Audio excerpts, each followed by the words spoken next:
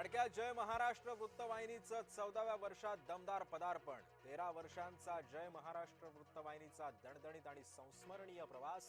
गेल्या 13 वर्षांपासून जय महाराष्ट्राची थेट अचूक बिनधास्त पत्रकारिता।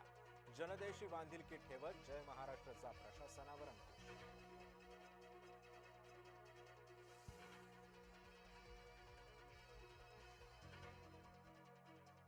मुंबईतील 227 वॉर्डमध्ये घुमणार जय जय महाराष्ट्राचा नारा। भाजप मुंबईकडून महाराष्ट्र दिनानिमित्त विशेष कार्यक्रमांचं आयोजन। मुंबईमध्ये एकाच वेळी 227 ठिकाणी सकाळी 11 वाजता कार्यक्रमांचं आयोजन।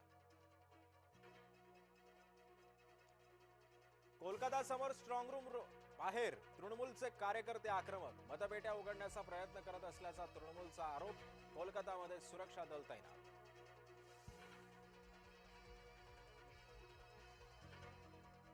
राज्यामध्ये आजपासून जनगणना। 15 मे पर्यंत ऑनलाईन माहिती भरण्याची संधी।